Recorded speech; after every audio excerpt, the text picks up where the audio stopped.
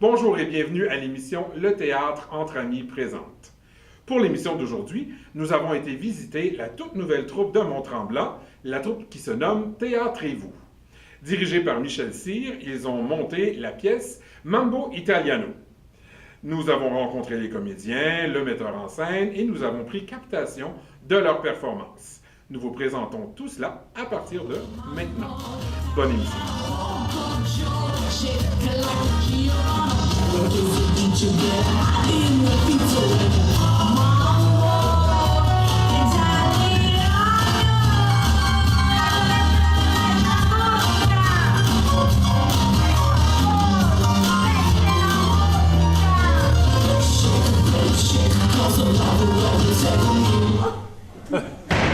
Je t'ai dit de la baisser, pas de la fermer complètement.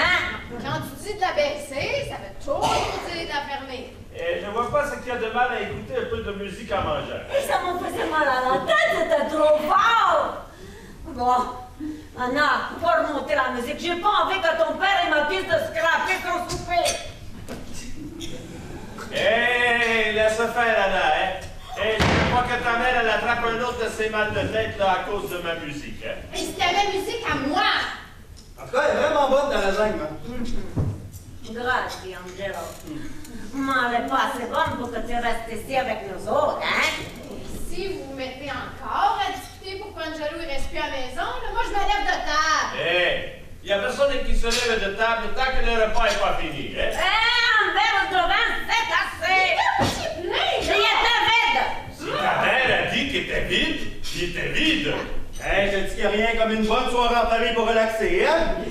Pourquoi ça serait pas relaxant, hein? Qu'est-ce que tes ignorants parents italiens ont fait encore? Ok, relax, le moment, c'est juste une farce, là. Ouais, on sait bien que tu penses que tout ce qui vient de ton pays puis de nous autres est niaiseux. C'est une farce, maman. Ben garde tes farces plates pour tes pièces! Ta cousine Franca, elle vient d'avoir une promotion à l'ouvrage. Elle dit que si tu veux sa vieille job, tu peux l'avoir. Fait que tu l'appelleras lundi. Ben, j'en ai une job, papa, là. T'en as pas de job. Maman, c'est un écrivain. Ça devrait être un hobby. Un hobby. Papa, j'écris pour un sitcom. J'ai gagné des prix. Mes pièces sont produites partout, puis je suis publié, là. Et puis la sécurité là-dedans, c'est calé. Et puis le plan de pension. Ah! Ok, Anna, s'il te plaît, là. Parle-leur, toi, ok? Je pense qu'il fait que tu sers un autre coupe de vin. Alors, puis là, c'est quoi, là? Vous vous demandez pourquoi moi je suis parti? Certainement. Qu'est-ce qu'il y a de si terrible à rester à la maison jusqu'à ce que tu te maries? On l'a fait, ton père puis moi, puis on n'est pas morts, hein? Et on est toujours là, hein? Même qu'après le mariage, nos deux mamans ils sont venues rester avec nous autres. Si. Et puis ta tante Yolanda aussi, hein, la folle, jusqu'à ce qu'elle se marie. Non, ma soeur Yolanda, elle était pas folle! Elle était tellement cool, là. Elle mettait la musique à tue-tête, puis elle dansait dans l'appartement. Oh! Ben non, mais ça me tentait pas des fois de rester toute seule, là. Non, pourquoi faire? Qu'est-ce qu'il y a de si extraordinaire à rester tout seul? Rien pas en tout. Eh non, mais toi, t'es pas tout seul, dans un coloc. Ça coûte moins cher comme ça, maman. Ben, si tu restais encore avec nous autres, ça te coûterait rien pas en tout. Mais pourquoi t'aimes mieux rester avec un pur étranger plutôt qu'avec ton père, ta soeur puis moi? C'est vero mystère. Un étranger. Maman, je reste avec Nino. Nino! On se connaît depuis qu'on est au monde. Et ses parents étaient beaux amis en Italie, là. Ouais, mais on le connaît-tu vraiment? On le connaît pas pantoute. Ben, moi, je le connais, c'est ça qui est important. Ah, c'est bien, tu penses toujours à toi. Excuse-moi d'essayer de comprendre pourquoi t'aimes mieux rester avec Nino plutôt qu'avec ta vraie famille, hein? On aimerait mieux mourir, hein, plutôt que de te voir dans le malheur. Mais pourquoi est-ce que t'es un meilleur coloc que nous autres, hein? Quoi? Ah, parce que... Parce que quoi? Parce que Nino est mon amant.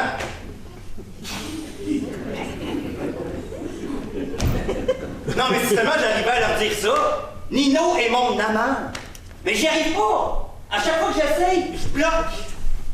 Non, mais il y a personne qui le sait que je suis gay. Ben, ça c'est ma sœur, là. Hey, je sais pas combien de temps je vais pouvoir faire pour endurer ça, moi. Non, mais toute cette énergie-là gaspillée, c'est ça, mentir, vous savez. Hey, puis le pire, là, c'est que ma mère a continué à me présenter des belles petites italiennes. Puis moi, ben, comme un épais, ben, je sors avec. Alors, je suis toujours obligé d'essayer d'inventer une raison, là, pourquoi cette fille-là n'était pas pour moi. En tout cas, laissez-moi vous dire que d'être gay pis italien, là, c'est un sort pire que... Ah. Au fait, il n'y a aucun sort qui est pire que d'être gay pis italien.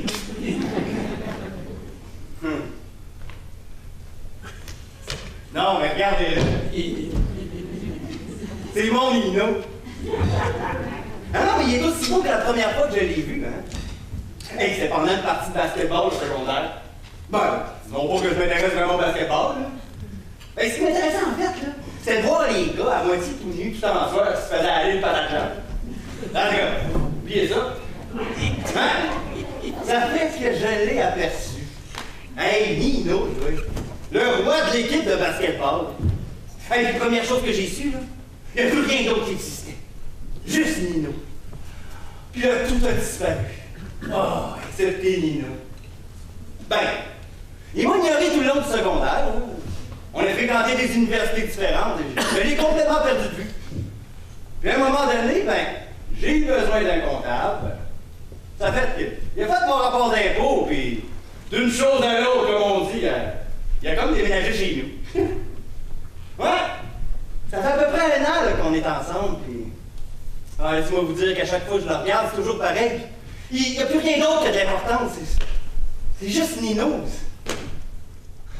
Théâtrez-vous, ben on a déboulé très rapidement. On a commencé, ben d'abord, on n'avait même pas de nom. On a commencé la pièce Mambo Italiano et on a dit, bon, ça nous prend un autre troupe. Et au fil des contacts avec la ville, avec les gens de l'extérieur, on s'est aperçu que Théâtrez-vous avait une place à prendre et qu'elle était là, autant de la part du public. On commence une nouvelle troupe qui arrive. On va présenter cette pièce-là en 3 soirs devant un peu plus de 450 personnes. La demande est là. C'est une première production pour nous et la réponse du public est très bonne. Et les gens en veulent et en reveulent encore. On n'a pas eu une grosse campagne publicitaire. On est allé dans les journaux il y a à peine 3 semaines. Et les billets se sont mis à se vendre très rapidement. Le bouche à oreille, après les 2 premières représentations, cette semaine, au moins 60 billets vendus en peu de temps par le bouche à oreille, par les commentaires des gens. Donc, très important. On a un appui de la Ville qui est très important aussi. La Ville de Mont-Tremblant est content. Ils sont très contents d'avoir une troupe de théâtre ici à Mont-Tremblant et nous offre beaucoup de facilités.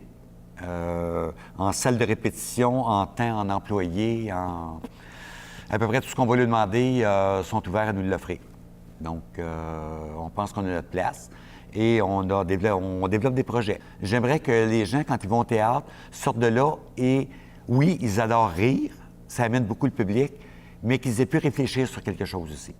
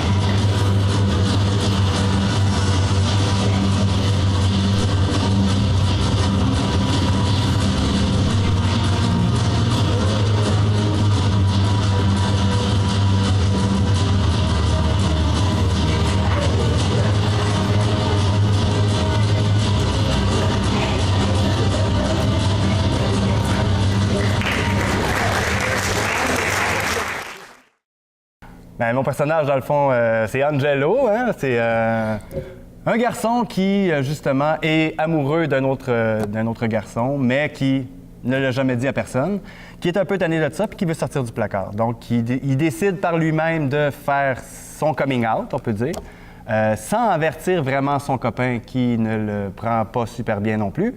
Puis, ben, toute l'histoire, dans le fond, se retrouve un peu autour de sa sortie du garde-robe. De cette belle sortie du garde-robe. Puis c'est ça, dans le fond, mon personnage amène un petit côté beaucoup plus dramatique à la pièce, qui est très drôle. La pièce est très drôle, mais moi, disons qu'un petit peu moins. J'amène une autre émotion, puis mais je trouve ça agréable de varier, justement, d'aller voir, de passer du rire à la tristesse ou au désespoir un peu, là. Oui, c'est on passe quand même un message, là. C'est contre l'homophobie, en fin de compte, cette pièce-là. Alors, c'était important de traiter autant le côté dramatique que le côté comique, là. Alors, je pense que les gens en ont pour leur argent. Je pense que oui. Alors, j'interprète le rôle de Pina, qui est une espèce de putana italienne, qui va venir un petit peu mettre la bisbille dans la pièce de théâtre, dans le sens, elle va venir un petit peu cruiser un des deux homosexuels, puis dans l'espoir de rencontrer l'homme de sa vie. C'est toujours dans ce but-là. Puis, c'est ça. Moi, j'interprète le rôle de Gino, le papa de Angelo, qui est, on dirait, presque le protagoniste principal de la pièce. Et c'est ça, j'essaye de rendre vie à quelqu'un qui se trouve complètement désemparé par l'annonce que lui fait son fils de son homosexualité. Tout le monde le savait, sauf les parents, évidemment. Alors, c'est ça. Alors, ça donne lieu à des scènes assez cocasses, je pense. Bien, moi, c'est Anna, la fille de Maria et Gino, la sœur d'Angelo. Une fille dure à suivre, je crois, peut-être même avec un trouble de santé mentale. Up and down, agressive, perdue, difficulté de s'en aller de chez eux, en même temps plus capable d'endurer ses parents, hystérique par moments, puis en même temps sensible quelque part. Elle cherche. Oui, pas mal extraverti. Oui, c'était spécial. Moi, c'est Nino, un Italien, qui est un peu perdu dans ce qu'il veut vivre. En réalité, il veut sa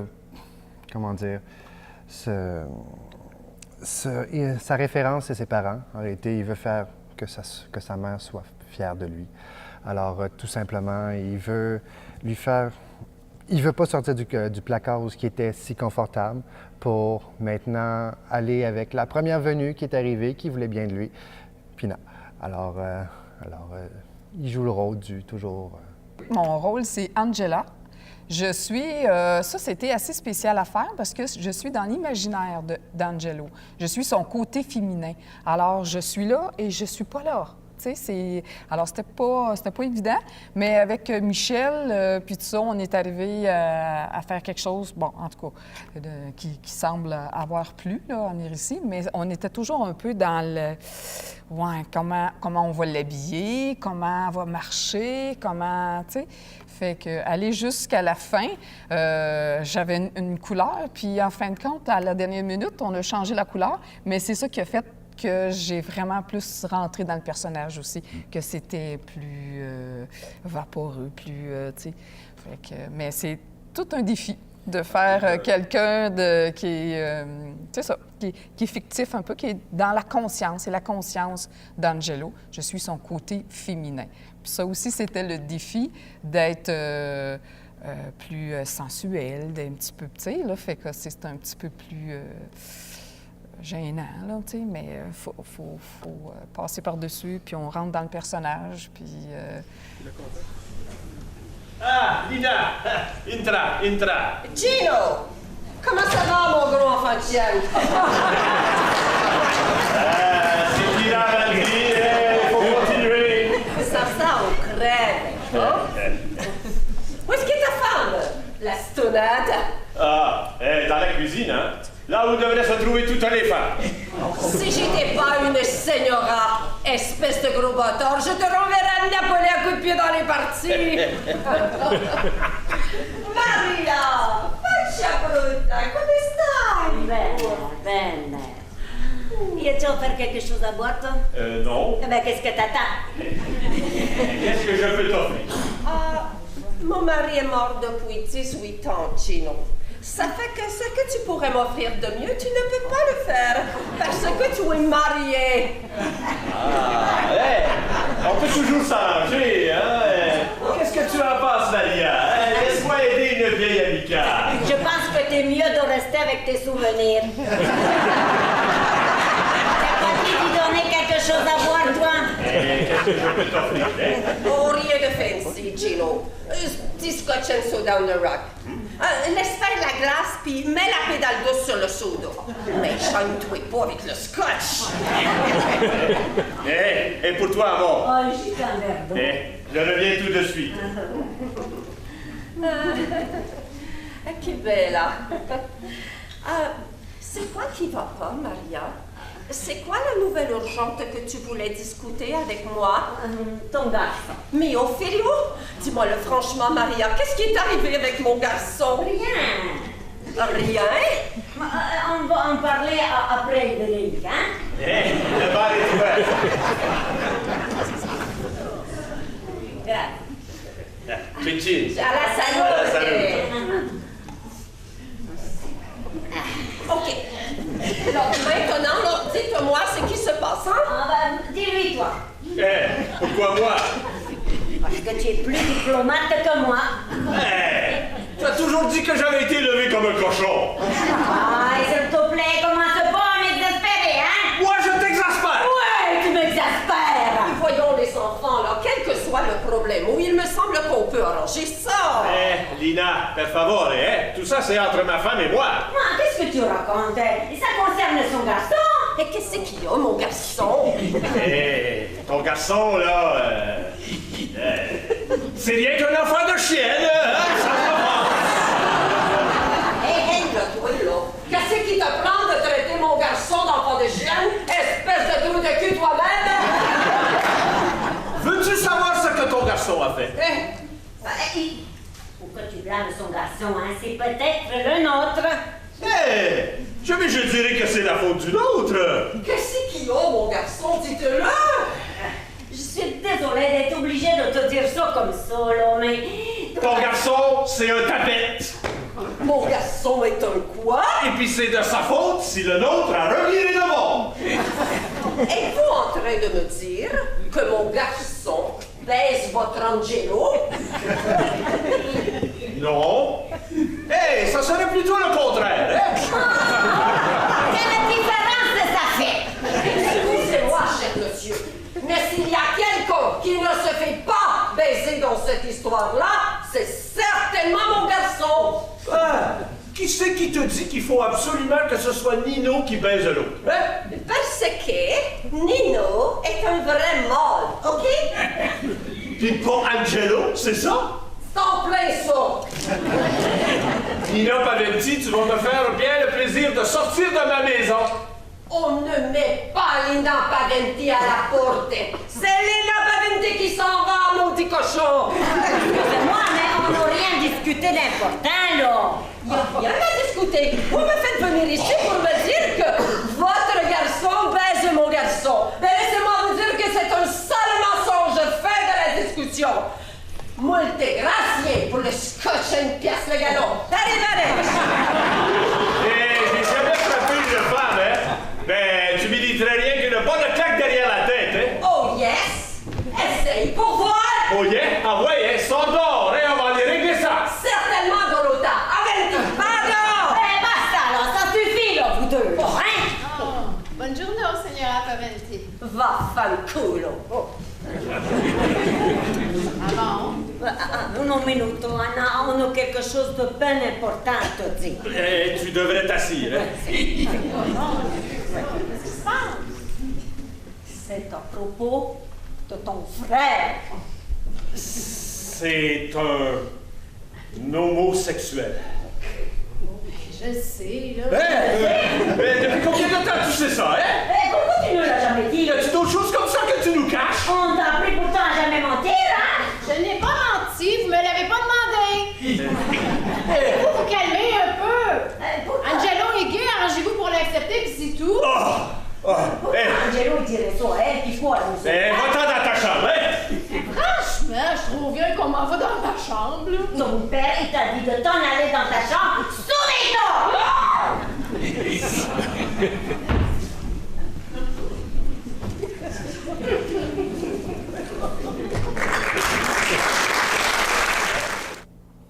La particularité, c'est que le texte est super beau, super bien écrit, même s'il est écrit dans les années 90, est encore très actuel aujourd'hui.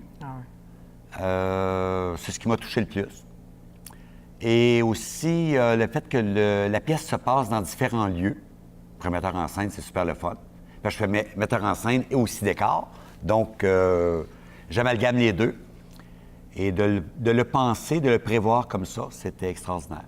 Le défi? Le défi, diriger 8 personnes en même temps. Parce que? Parce que les soirs de pratique, que je veux travailler une scène, une seule scène, ils sont 7 sur scène, et sinon, ça varie de 1 à 4 personnes. Et de travailler une soirée de pratique, même si j'essaie de regrouper les scènes, je ne peux pas passer 2 heures avec les mêmes comédiens, je les épuise. Booker des comédiens à 6h30, d'autres à 7h30, mais je finis à 8h moins 10 avec la première gang. J'ai toujours détesté faire attendre les gens. Puis quand j'ai besoin de travailler avec, bien là, je suis obligé de le faire. Mais dans l'ensemble, ça s'est Mais ça a été... Bon, bien, ça s'est très bien passé. Ça s'est bien passé. Mon chum nous offrait du café pendant ce temps-là. C'est ça.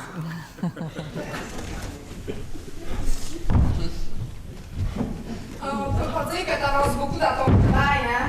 Ah non, pas elle! As-tu pris tes valions aujourd'hui? Non. Pourtant, je suis là. Je dirais que c'est un pas dans la bonne direction. Et qu'est-ce que tu dirais d'un petit verre pour célébrer ça? Hey, non, mais tu sais quoi? Je m'en fous, OK? Non, mais ma vie est tellement fuckée ces temps-ci, là.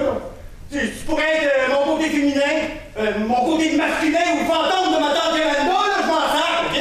Oh, si t'essayais de me dire, là, d'où est-ce que ça vient toute cette colère-là? Ben, mon chum est pas rentré de la nuit, il vient de s'enfermer dans ta chambre, as-tu vraiment besoin que je te fasse un dessin, là? Oh non, cette colère-là est vieille, elle vient plus loin. Oh, puis regarde-toi, t'es tendu, raide comme une balle. Respire un peu, mon big boy. Tu te rappelles comment respirer, hein, mon Angelo? T'as juste à t'ouvrir les narines, là, pis... Oh! Hey! Ma vie, elle s'en va à l'embout, là, OK? Je peux pas respirer! Si j'avais envie d'un mélodrame, je serais allé au théâtre. T'es exactement comme ta mère. Hey, je suis pas du tout comme ma mère! J'ai du l'air de Vélico, là, hein? Non, mais là... Non, mais tu pourrais-tu, là, s'il te plaît, OK? Me sacrer patience? Oui, mais rappelle-toi, quand ta vie tombe en morceaux, ben tu ramasses les morceaux par terre, tu les lances dans les airs, tu prends ceux dont tu as besoin, puis tu te débarrasses des autres. OK. Non, mais je commence vraiment à penser que t'es mon côté féminin, là. Ah? Hey! Comme toutes les femmes, là, tu parles. Hey, fuck tout ça, OK? Fuck! Non, mais fuck! C'est-tu mon cue pour disparaître encore une fois de ta vie, ça? Absolument! Ah, tu veux commencer à m'ignorer? Non, mais comment tu veux que j'ignore quelque chose qui n'existe pas? Hey! Pourquoi tu penses que je suis venue ici, hein? Pour faire du social, tu m'as appelé. Pas tout. J'appellerai pas ceux qui sont pas capables de m'affronter. Ben, c'est-tu que t'as dû te tromper dans tes messages parce que moi, là, je t'ai certainement pas appelé, OK? Un petit conseil, mon big boy. Quelle joie! Quand tu voudras vider ta poche de venin, là, invite-le donc sur quelqu'un qui le mérite. Toi, par exemple.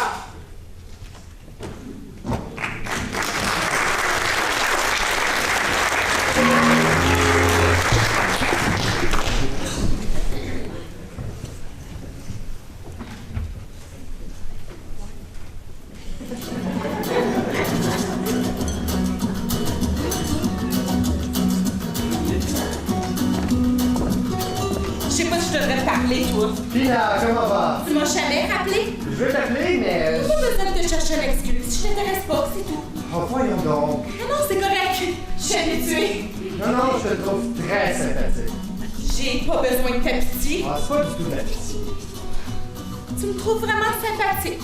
En fait, je suis venu un peu ici dans l'espoir de tomber sur toi. Même si j'ai fait un peu la niaiseuse la dernière fois. Ah, t'as pas fait de la niaiseuse la dernière fois. Ouais, ben... Oh, shit.